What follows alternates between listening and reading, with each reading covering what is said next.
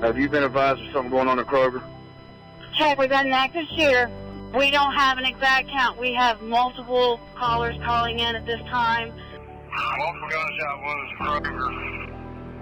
Dispatch, Unit 62, transporting 1, emergency, Regional 1 trauma. This hospital works the best under the highest level of stress. We are here to do things that no other facility can. We do not know at this time how many people have been shot or the extent of their injuries.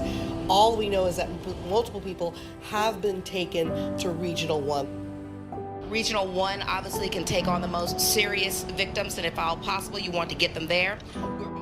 One was a young male. He was riddled with bullets. We saw patients who were injured with gunshot wounds to the flank, to the chest. This is where emergency management is the most critical. I was working the medical helicopter in Brownsville when our pilot received a dispatch call. The dispatch call was a mass shooting in Collierville, and we were dispatching 5 aircraft simultaneously from our company as well as 3 others. Well, Dr. Fisher called and said that he was on the way to a mass casualty situation, potentially 60 people. Right after that, we start assembling with our security team to go on heightened alert and prepare for incoming patients. In that moment, it's like the eye of the storm, and you're doing what comes natural. Being emergency prepared nurses, it was easy for us to spring into action. We are one of the busiest level 1 trauma centers in the country. Our staff have to be a jack of all trades and a master of all trades. I remember when the first ambulance arrived, we saw patients there with gunshot wounds to the leg. They were in pain and agony.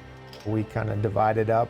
You go to that area and you take the patients that come there, and this person will go to this area and they'll take the patients that come there. Took care of an older gentleman that was shot. I received a couple patients. One of those I ended up taking to the operating room.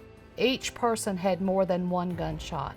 In the moment, your adrenaline is flowing, your mind is clicking, and you're getting in there and you're getting it done. You watch these sorts of things on TV and everybody's running around and yelling, panic is in the air.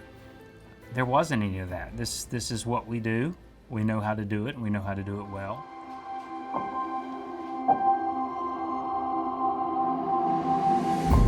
I never will forget, there was a little lady sitting in bed 1, and she said, "Preacher, I'm still here."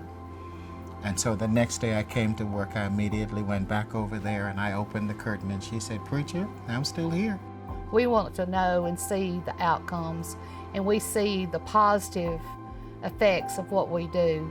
The immense pleasure that you have when you're taking care of a patient and they do well, you can't put a price on that. Annually at the Elvis Presley Trauma Center, we see over 13,000 trauma victims a year. We are very proud of the fact that we have a 97% survival rate. The team that we have put together that is here 24 hours a day, 7 days a week, is the same team that was ready and willing and able to take care of the victims from the Kroger shooting.